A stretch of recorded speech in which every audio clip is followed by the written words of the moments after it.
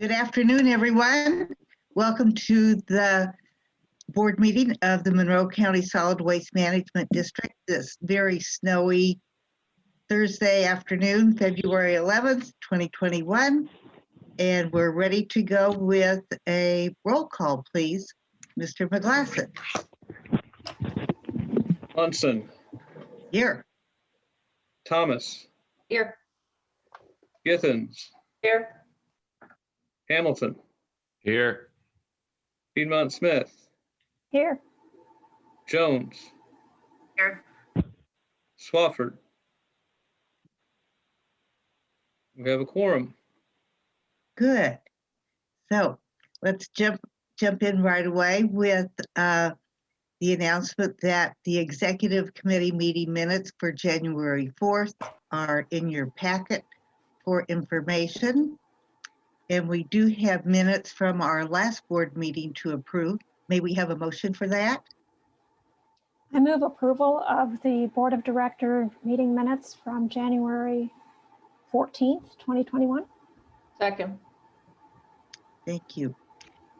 Any questions or comments?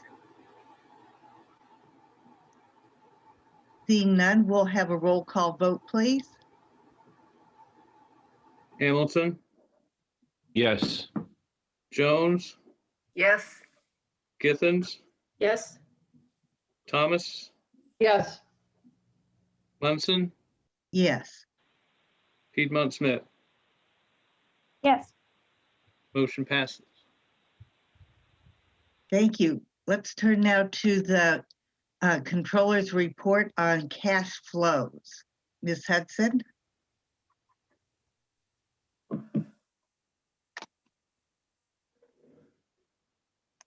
Geez, hang on.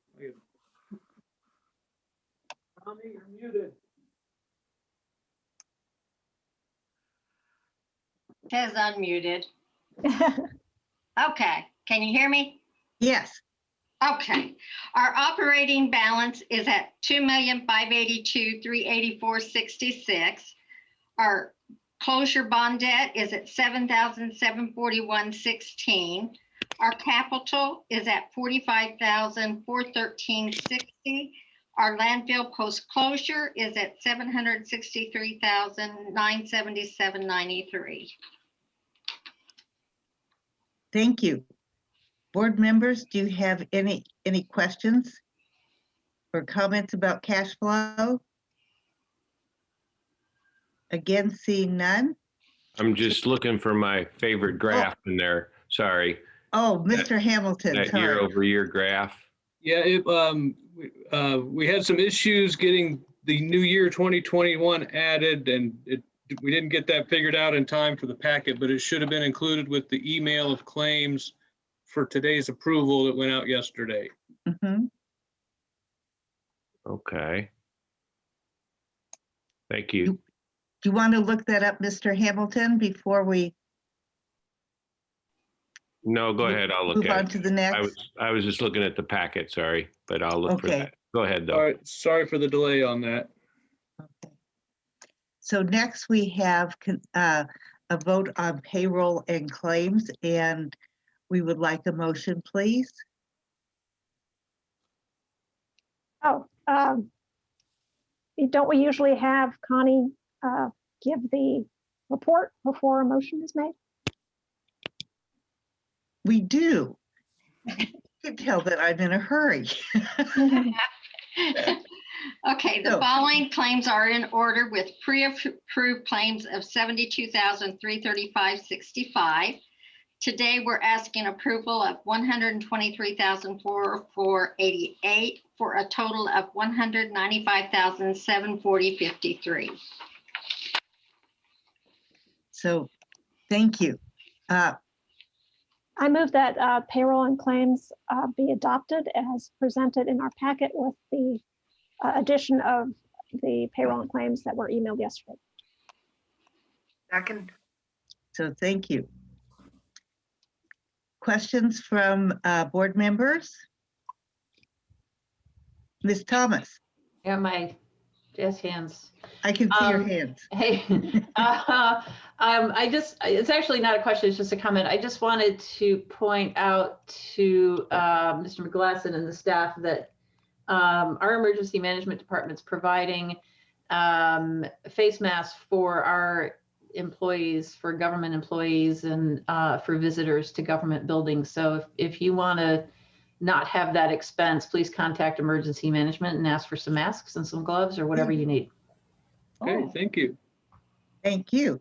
Great comment. Ms. Piedmont Smith? Yes, I actually had a comment on the cash flow summary. I'm sorry, I forgot. I see in the expenses in January, we had $26,575 in expenses for professional services. And that seemed pretty high to me. I'm sure I could track that back to some of the claims that we're looking at. But could someone please summarize why we had such a large expense in professional services? Is there maybe something we pay once a year or something like that? I believe that is Lee's expenses on Bienvenido, is it Lee? Not maybe. I think that's the, I think those are expenses related to the laboratory, laboratory expenses related to the groundwater sampling event and the professional services we do with AECom for the statistical analysis. No, wait a minute. And- Oh, okay. And there'll probably be additional expenses from AECom coming in as they finalize that report to be submitted. So where is that on our claims dockets? Well, I think those were, I think those were approved at the January meeting, Oh, but are showing up on, there were still January claim. We paid them the first, I know that the lab fees, the bills came in at the end of the year after we were done with claims and we encumbered them and they went out in the first batch of claims on the year, which would have been done at the January board meeting. thank you. Yes.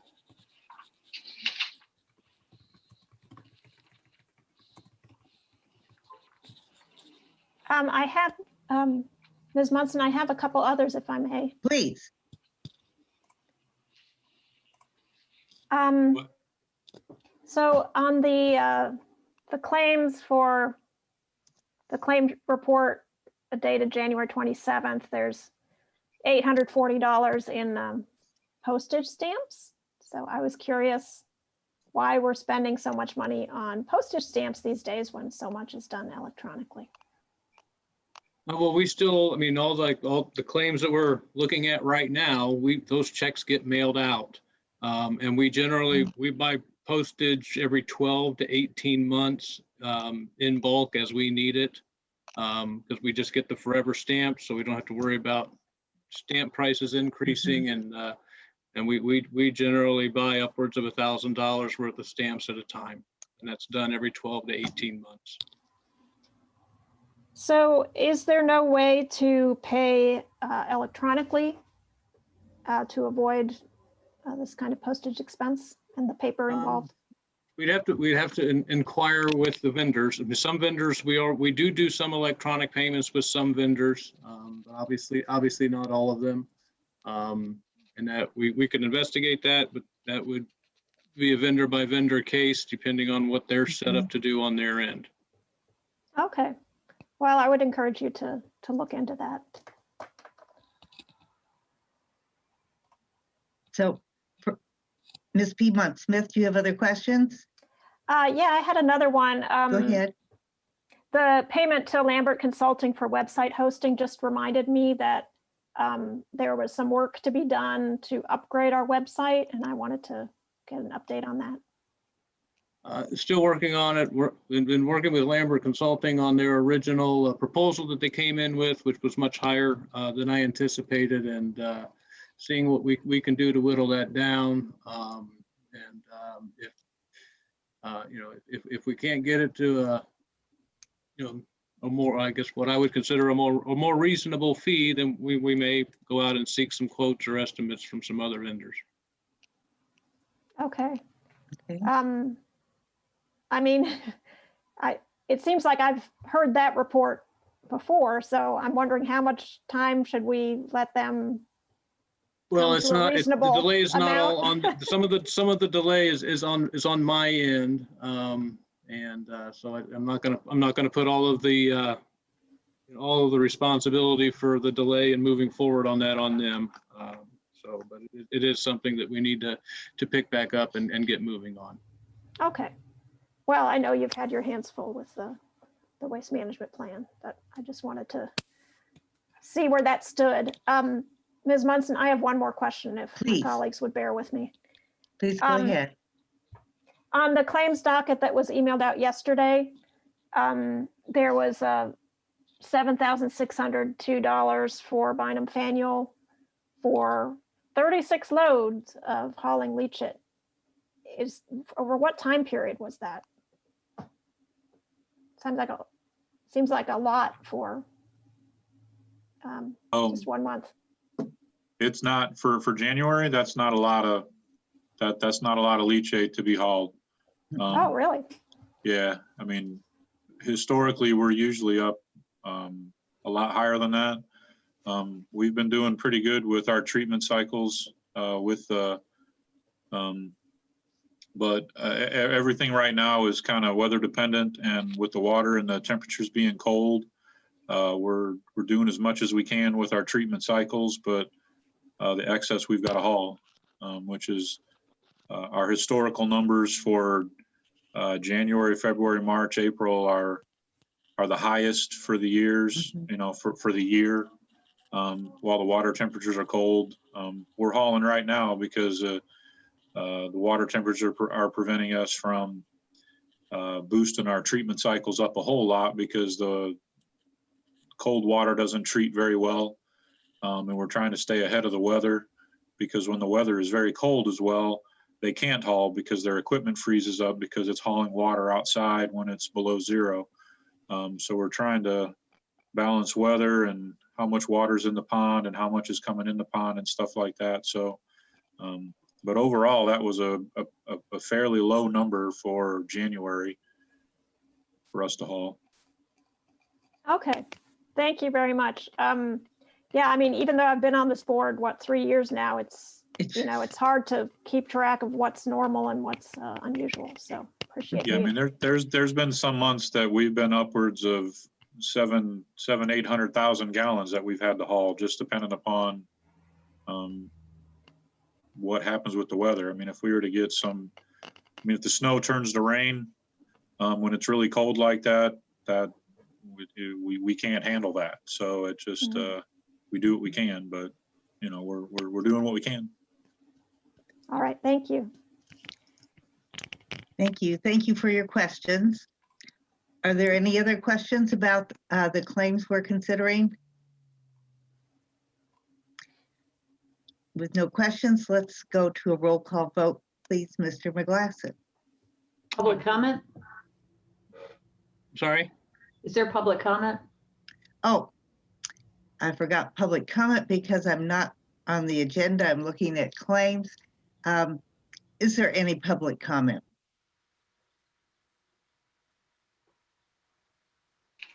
And use the raise hand symbol if you wish to comment. And I see none. Mr. McGlasson, would you call the roll, please? I can, but first let me ask if, was there a second on the motion? Because I didn't get it noted if there was. Yes. Was it Ms. Jones? Okay. Okay, the vote, Piedmont Smith, Yes. Thomas, Yes. Jones, Yes. Munson, Yes. Hamilton, Yes. Githens. Yes. Motion passes. Thank you. I see a name Thomas with a hand up. I see that now too. But I don't know if that is Julie Thomas. Nope, not me. It's Not not you. this. No, I had a comment and a question related to the proposed transfer station on Production Drive. Is now an appropriate time to ask that? Oh, that would not be. because we will cover public comment on items that we're not voting on as number 7 on our agenda after department reports. So would you please be patient and wait for the public comment period? Certainly, thank you. And thank you for coming. All right, we are ready to move to an update on the solid waste management plan from Mr. McGlasson. Well, yeah, not a whole lot of an update, but I did put a memo in there, and as indicated in there, leaving this as a discussion agenda item for the time being as we go through the process of updating the plan, just as an opportunity for comments, questions, updates, whether that be from staff or the board. I do know, I don't see that he's here yet. Mr. Winia from the CAC. You can see he did have a written report, and he did email me that he would be about 15, 20 minutes late to the meeting, so he should be here anytime, and we'll have an update for the CAC. But the CAC has really jumped into this, has established a number of subcommittees related to the required elements of the plan. I know that at least two of those subcommittees have met. I attended those meetings.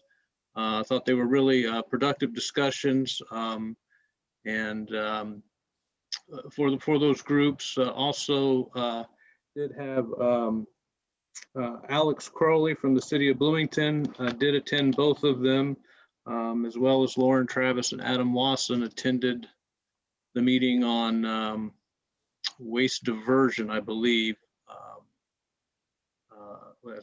At one of the two meetings that they've had. So nice to have some input and participation from representatives of the city in this process as well. So again, we're at the very beginning of the plan update process, but I think that we're making some good headway, getting I guess various elements, tasks, issues of the plan update divided up into some subcommittee groups to help tackle them more effectively and efficiently. And I think that we've got a good process started, and we should be able to, to move this forward. And a couple of questions for the board, I guess.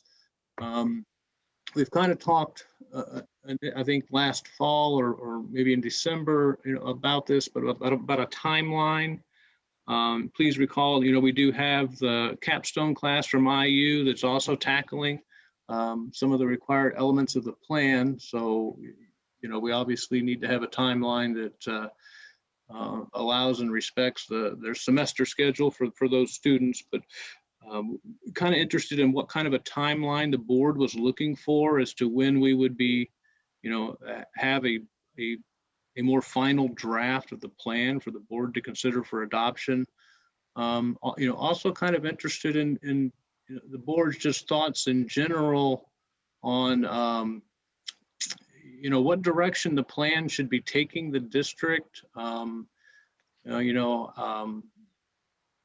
What you're looking for out of a plan with regard to not necessarily specific goals and objectives, but are we looking at things that are more specific or more broad when we establish those goals and objectives? And keep in mind that we're looking at, this plan is supposed to cover a 5-year window. So, we need to have goals and objectives that maybe move us toward a long-term end goal, but things that can be, worked toward and accomplished within that 5-year period. So just kind of put that out to the board if anybody wishes to provide any comments or guidance to staff and the CAC as we move forward in this process. Well, thank you. How about we discuss the timeline first? And knowing that we have more or less a fixed date for the capstone project completion, and also that we have in our work schedule this summer the 2022 budget. Any comments from anybody? Thoughts? Worries? Aspirations? Ms. Thomas? Yeah, I think it would be, and this may have been sent and I may have missed it, which if it has been, I apologize, but I think it'd be useful to have an ongoing list of meetings, subcommittee meetings and things like that, so we can join whichever ones we can and help out wherever we can, and be involved in the process. Because right now it's all a mystery to me.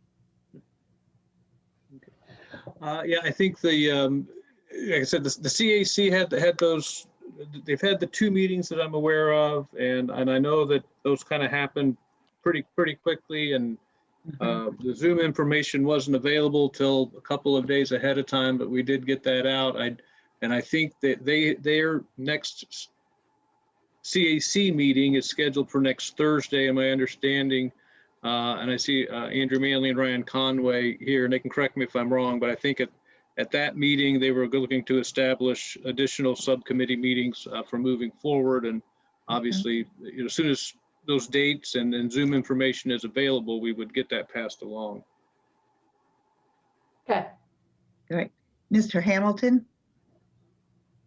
Thanks, and glad our city folks are jumping in with that. Appreciate the collaboration. I'd just make a couple points. One, I do think these groups, this is a big lift. It's been a long time since we had a plan, so I'm sure there's a lot to dig through, weigh through, think about. But I like the idea of at least giving an interim target for some results that can inform the budget process, however that timing works. Not that the whole thing may be done by then, and I don't know, maybe it can be, but I do think the idea of giving those groups at least some report outs that will help inform the budget process would be good.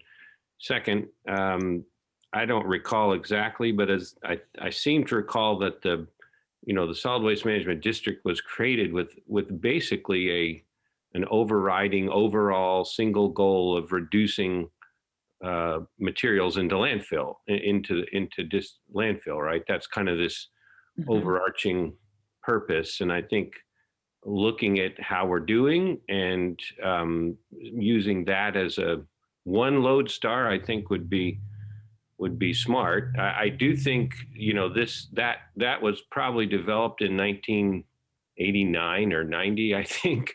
And I think adding a second lodestar of climate and sustainability, kind of integrating principle to say, what can we do in that vein could be sensible. I'm not sure how exactly that can be done, but the city has a very detailed climate assessment, and soon to be released another draft of a climate action plan that has, I know, a section on, I think, waste and energy. And so including in those targets and specific goals, but having those two, one of them is probably statutory, right? To reduce landfill. And the second I would urge we think about layering in is improving our responsibility to and actions for climate change and sustainability would make sense to me.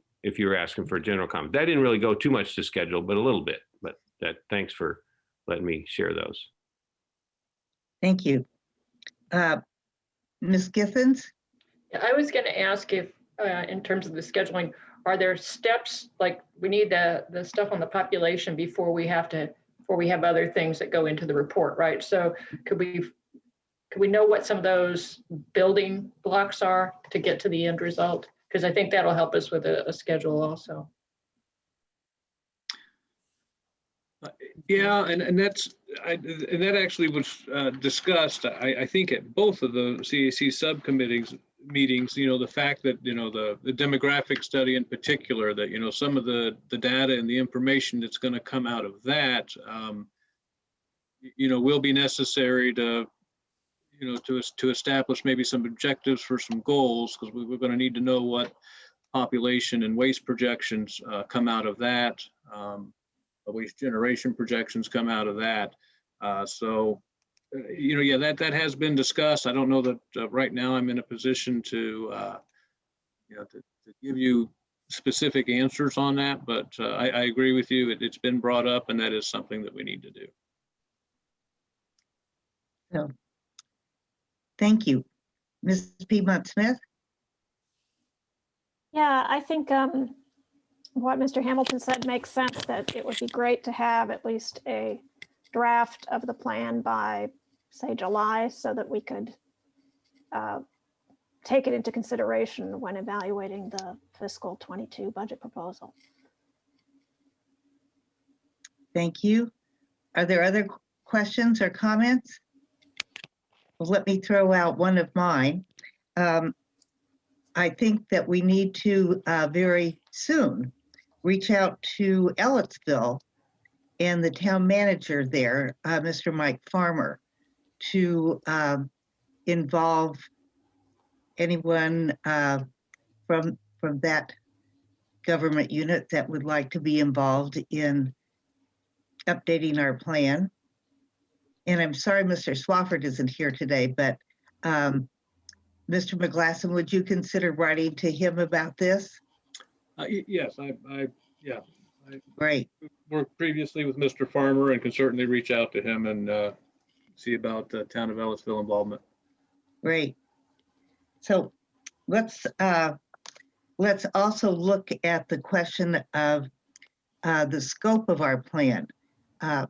This 5-year plan, should it be broad or specific? What sort of guideposts would you like to see for how we look at the scope? Any comments?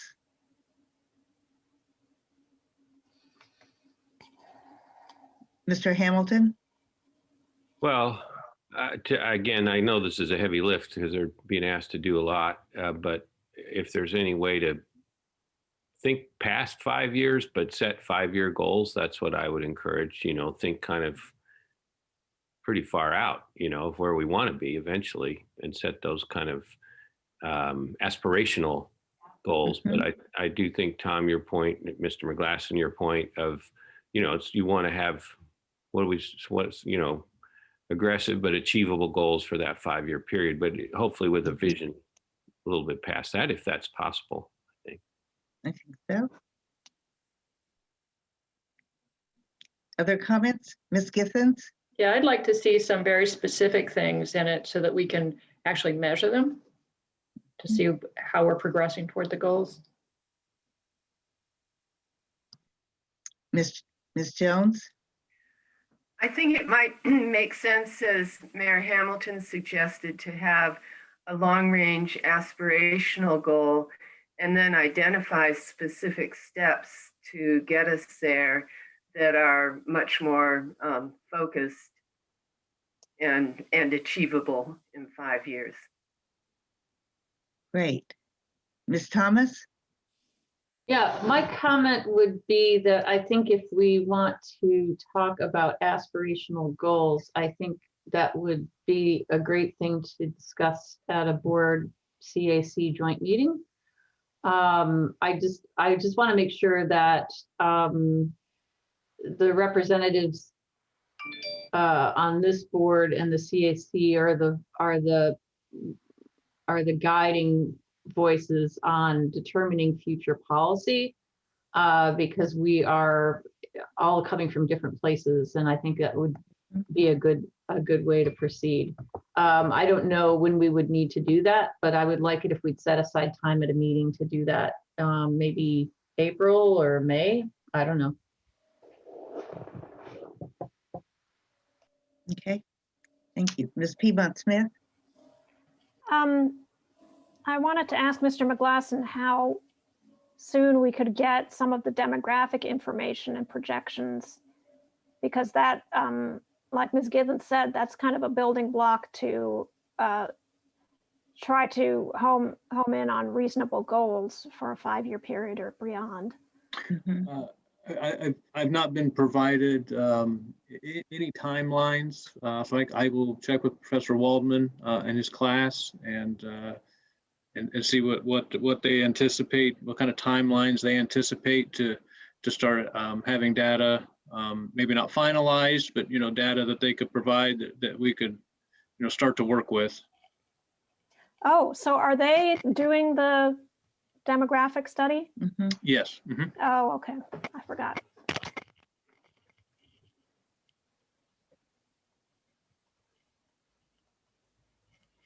Okay, well, I'll offer the comment to everyone involved to please look over several of the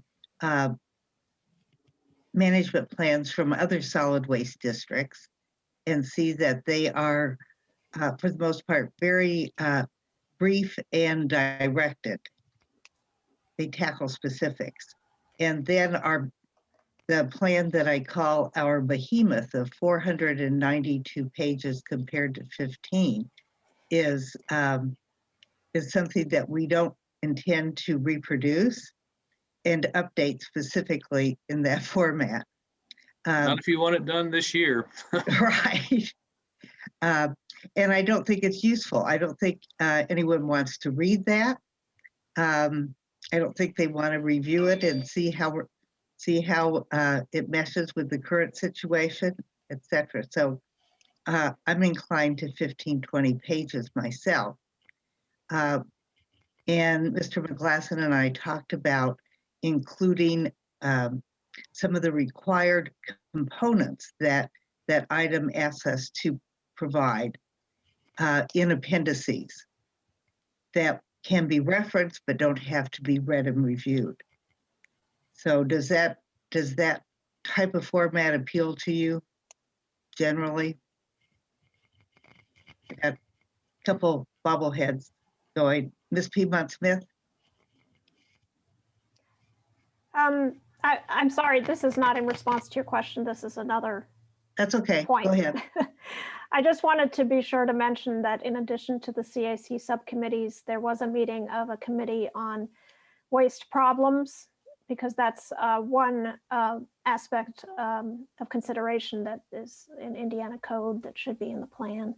Mm-hmm. And so we had a meeting with Tom and Joe Wynea and Ryan Conway to start. We reviewed the appropriate section in the old plan and tried to think of which problems are still around, what new problems there are, and such. So just wanted to mention that meeting. That work is ongoing slowly. Okay. Yeah, thank you. I forgot to mention that. So that would be very good for us all to hear what you have come up with in your reconsideration of waste problems, because I'm sure that'll guide our thinking on other components of the plan. Yeah, so. I don't have a report today. I mean, we just had one meeting, but right. Yeah, we've had one meeting. We've set up our own little folder in the Dropbox for us to have working documents and just kind of a brainstorming list that we're adding to. And, and then the thought would be to get a good full list together, and then start to whittle it down to what should be included, should be or could be included in the plan as things that we could potentially address, and then how do you go about addressing them? Mm-hmm. Okay.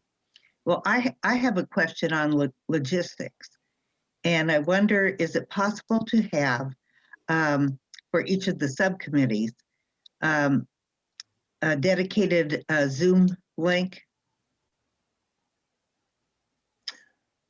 I'll have to check with County Tech Services on that. I mean, I'm sure that we could.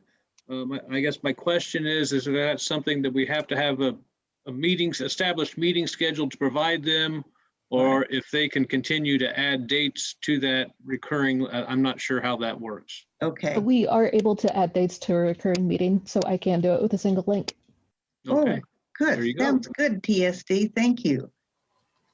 So, and we can find out about upcoming meetings on the county website, because TSD posts them there. Would it help board members and CAC members and the public to have another place where you post plan subcommittee meetings? A place you could go to keep checking on them?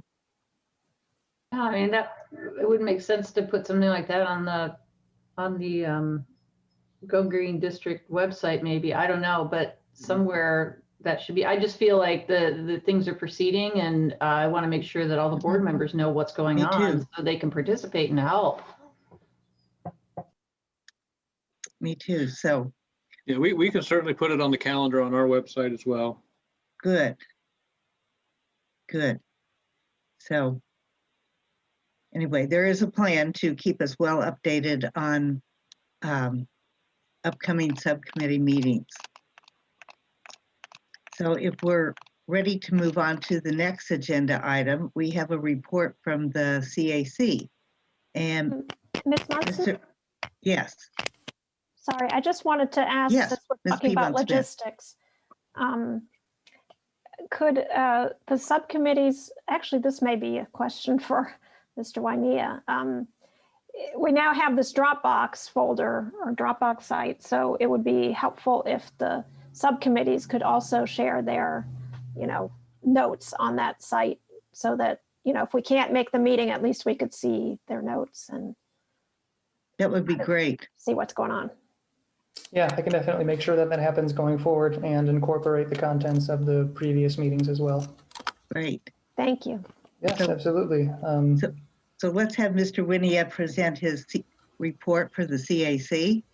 And if I may, Ms. Munson, I had a follow-up question with respect to your remark about logistics in terms of scheduling. In selecting meeting times, my original anticipated plan was just to have a direct email correspondence with the CAC members, but then in accounting for board interest and also city director participation as well. Is there a suggested ideal way of scheduling times that is optimal for all the interested parties, or is that going to become too complicated with the number of members interested in attending? I suppose that's an open question to everyone present, since the board is interested. And I also, when speaking with the city directors, Mr. Crowley, Mr. Wason, and Lauren Travis. thank you, yeah, Ms. Ms. Travis. They said they were open to being reached directly, but I don't know if that's also true of all of the board members, if they want to be reached directly and polled in terms of arranging meeting times, or just notified about when a meeting time is arranged and see if they're available at that time. You're in a no-win situation. I mean, it's going to be. You are. I It's would the worst thing. encourage you to reach first to all those who do attend. I mean, whatever, and try to get it. It's going to be hard to do a massive doodle poll, and Right. some of us. I think the people who attend and show the most interest are the ones who should. Whatever. Do your Right. best and share with whomever you want, but that'll be Okay. hard. Yeah. Thanks for doing it. Of course. Ms. Piedmont-Smith? Yeah, I would say continue to schedule your meetings with the CAC members, and we now know which subcommittees exist. And if one of us wants to be sure to be included, we can just reach out to you and say, when you schedule the next meeting, please include me. Okay, I think that's a good plan. Yeah, for those in attendance now, if you are interested in any specific meetings, I guess let me know and I'll be sure to include you in the original scheduling list. And if I don't receive that notification, I'll just make sure it's publicly available via the Go Green District site so that you can casually attend as available. Thank you.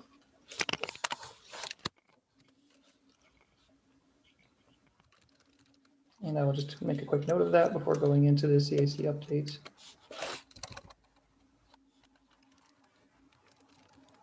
Okay, and yes, if I may, Ms. Munson, continue on to the next item in the agenda of the CAC update. Please do.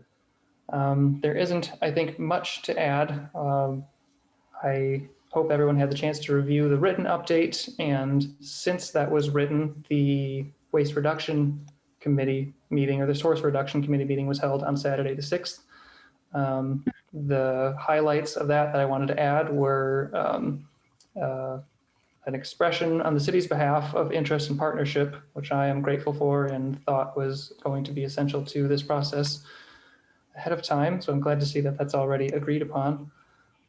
We did also discuss the need for greater exchanges or greater number of exchanges than originally anticipated within the subcommittees. So I had mentioned in the update there was a sort of a CAC general plan for maintaining a couple of subcommittee meetings in a couple of mid-meeting periods, but given the amount of content that we have to discuss, I think it would be wise to spend more time having those exchanges than trying to meet the originally scheduled target. And as I gleaned from the bit of meeting that I was able to attend now, I apologize for my late arrival, but it seems that there is an interest in having at least a draft available by, let's see, April, was it? Just to make sure that it can be incorporated into 2022 budget planning. I thought it was July. July. Okay, thank you. April. Yeah, that's more feasible. All right, we won't get the capstone results until April. Right, that's right. I'm sorry. I was trying to read through the already large bulk of notes that I had taken from this meeting and wasn't able to find that deadline. Okay, so targeting July in bold caps. And the last item, which was already touched on so far in this meeting, was at the source reduction meeting, it came up and got a good amount of discussion on the need for the board's thoughts and objectives for what role the plan is going to serve, so that when we're having these subcommittee meetings, we can really target our discussion to the precision that the board thinks is necessary for the plan, particularly in terms of degree of specificity. If this is really going to be sort of a line-by-line thing that the district's going to be using for these 5 years to set up an exact path, or if it's going to be more like the adjacent districts' objectives of being broad strokes, because that will very heavily impact, I think, the nature of our conversations in terms of how specifically we're trying to hash out the details of the plan. And I think the general takeaway that I got was, at least Ms. Githens had mentioned an interest in specifics for measuring the goals, but overall there was an interest in a shorter format plan with appendices. And is that to say that the board generally thinks a more generic presentation or generic path would be preferred than a very specific one? So, okay, go ahead, Ms. Piedmont Smith. Yeah, I wouldn't say generic. I mean, I No, think I it needs to be specific to Monroe County. But I think there could be a few, the kind of low-hanging fruit, the things that we can accomplish in 5 years. I would like to see those spelled out and be presented in some measurable way. But the broader goals, I mean, part of the plan will also be comprised of broader goals that we hope to achieve in 10 or 20 years. So I guess a little of both. It's not a specific answer to your question, but a few objectives where we can specifically measure how we've done in 5 years, but the rest more general. I don't know. Does that make sense?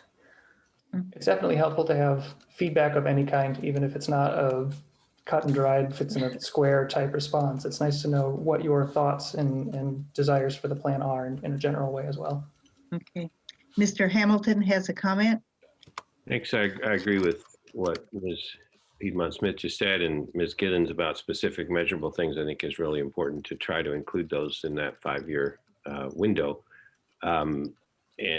with the context of the larger goals. But I guess I would also ask that, we are public officials on this board, and we have our responsibility on this board and do our best. But as a citizens advisory group, I think also you are, from my perspective, free to urge us in a certain direction or push us a little bit and raise, if the directions that we're giving you are,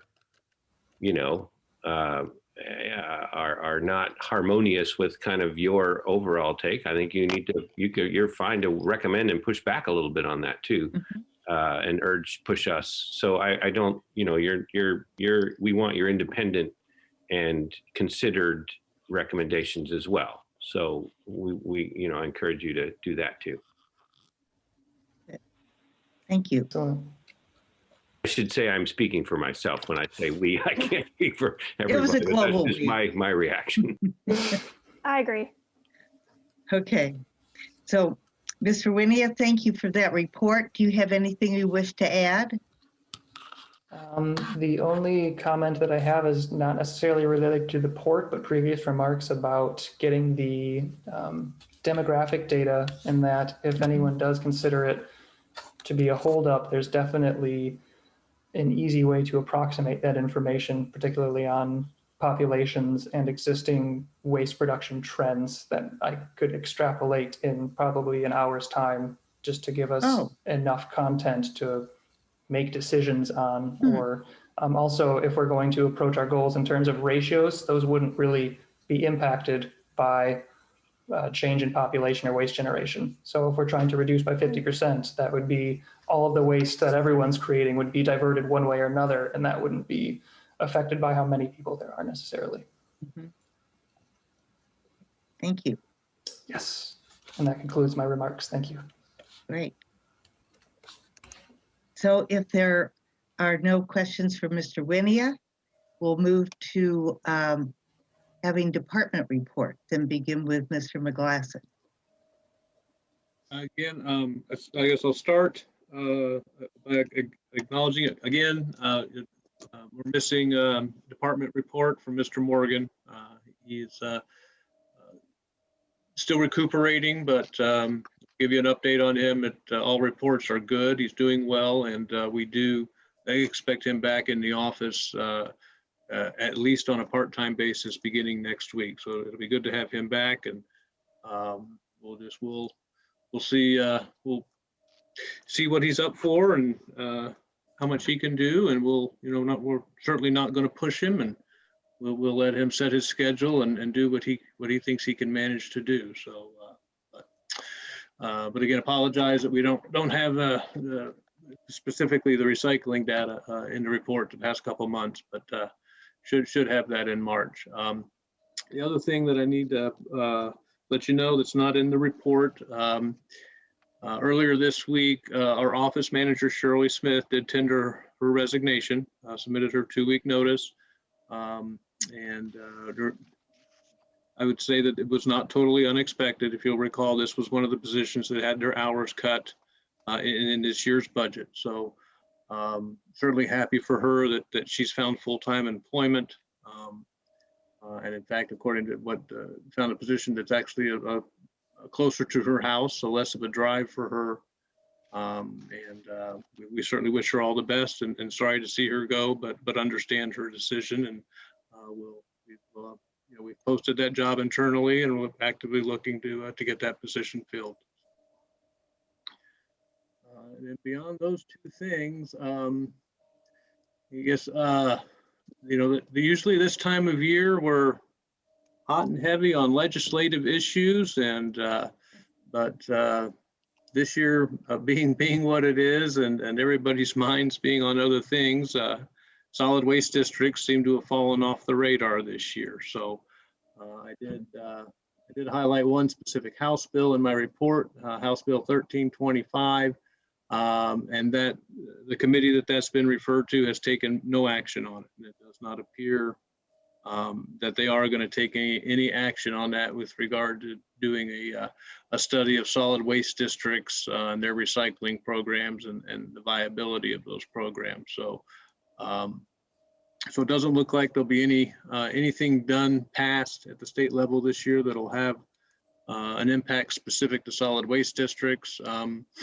there are a number of other bills that most or, some or all of which you guys are probably already aware of because they're going to impact almost all government entities and political subdivisions across the state with regard to electronic meetings, notices of meetings, and issues related to COVID. And obviously we're monitoring those as well. So, but that's really all that I have to highlight or add to my report, but happy to answer any questions. So Ms. Piedmont Smith. Yeah, I was just wondering if there were any changes in the purchase of advertising through Comcast DirecTV, whatever they call themselves now, from last year. No, we did the same contract for 2021. Remind me what they're called now. Effect TV. Effect TV, sorry. Thank you.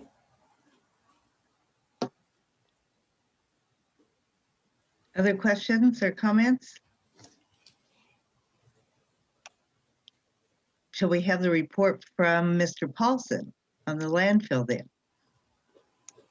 Hey, Lee Paulson, Landfill Compliance Director. The only thing within the report that I submitted that I would highlight would be all the statistical data is still with AECom for our November groundwater.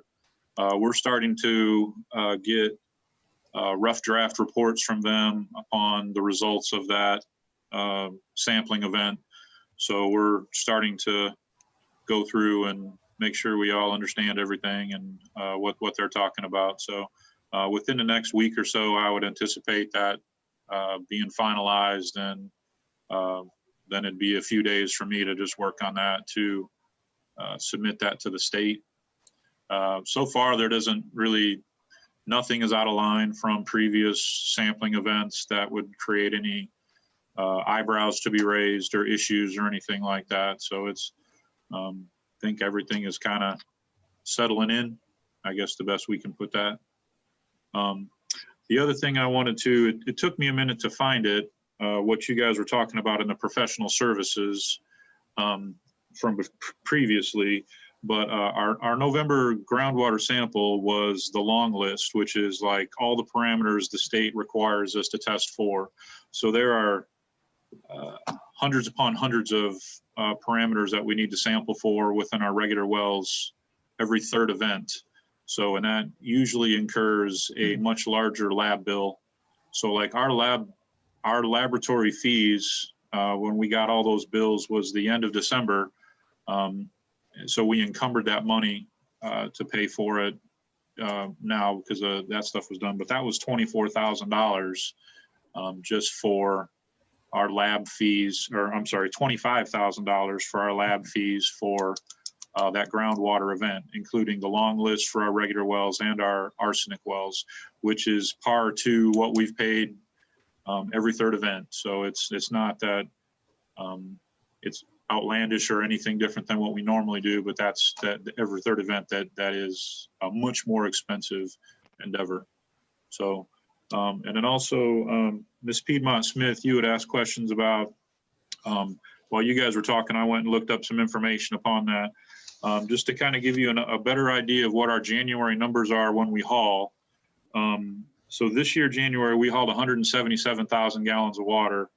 To put that in comparison, last year, we hauled outside of what we treated at the treatment plant was 408,000 gallons. 2019 was 392. 2018 was roughly a little over 200,000.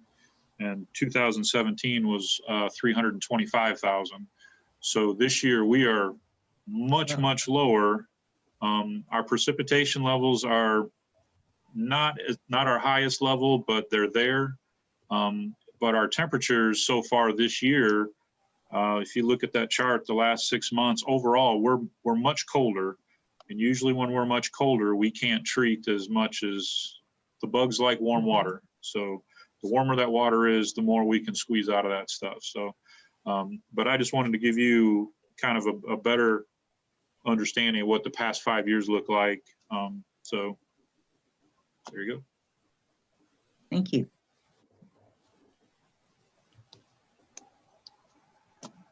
Ms. Piedmont Smith? Yeah, thank you so much, Mr. Paulson, for looking up that information. I had a question about when you say every third sampling event is the long list, is that so every 18 months? How often do we sample? Twice a year? We sample twice a year. So we sample every, now, since we've worked with the state, we sample every May and November. So every third event, so every 18. So therefore, basically within every 2-year period, we're getting the long list in a winter event and the long list in a warmer spring, summer event. So therefore, because the water is different between the summer and the winter, just depend upon the temperature and what's happening with the ground. So that's what the state requires. So that's what we do. Thank you. Thanks. Okay. Are there other questions for Mr. Paulson? Thank you, Mr. Paulson. Let's turn now to public comment. And we know we already have a member of the public who wishes to comment. I hope he's still with us.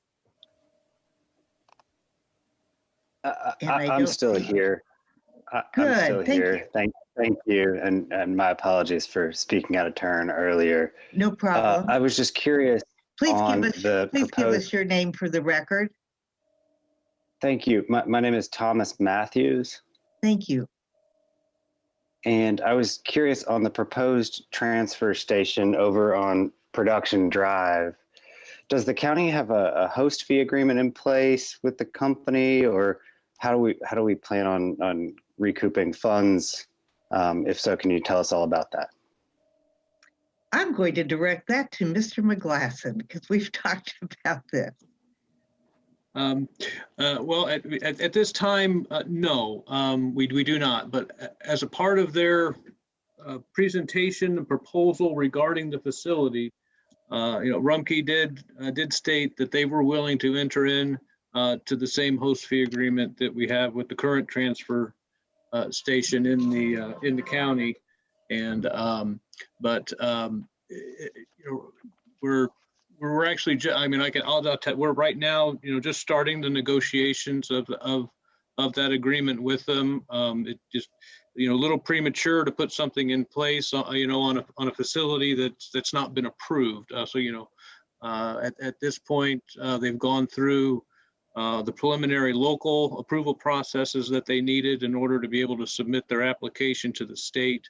I know that they're working on that state permit application at this time. Not sure if they have yet submitted it or not. I've not been notified that they have submitted it. But at any rate, the short answer to your question is they've indicated they're willing to enter into such an agreement, and we are beginning the process of getting such an agreement in place should that facility be permitted. So thank you. Thank you. Is there any other public comment? Please. I also had a question about that transfer station. Okay. Could you identify yourself, please, for the record? This is Mike Oxnard. Hello, Mike. Welcome. And I was wondering if the district was aware of PCB or other industrial contamination on the property, because that's something that worries me greatly, especially about the creek.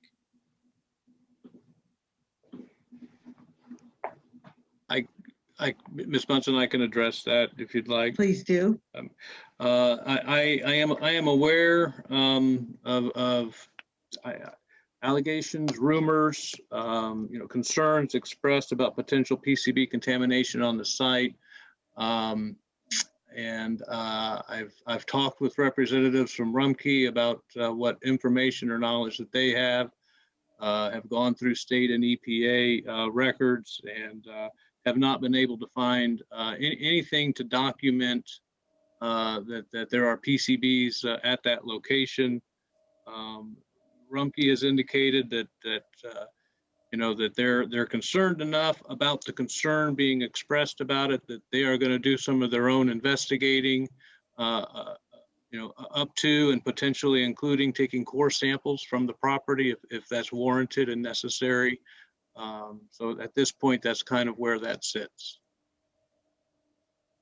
Thank you. Thank you. Other comments from the public? Well, we're always happy to have public comment. Let's move now to our closing comments from directors. Do any of you wish to make a comment? I see Ms. Piedmont Smith's hand. Please. Yes, I just wanted to thank all the CAC members. There seems to be a renewed energy with this big task that we have asked you all to help with, and I'm very excited that you all are excited and that you've forged ahead with some committees to look at specific aspects of the waste management plan.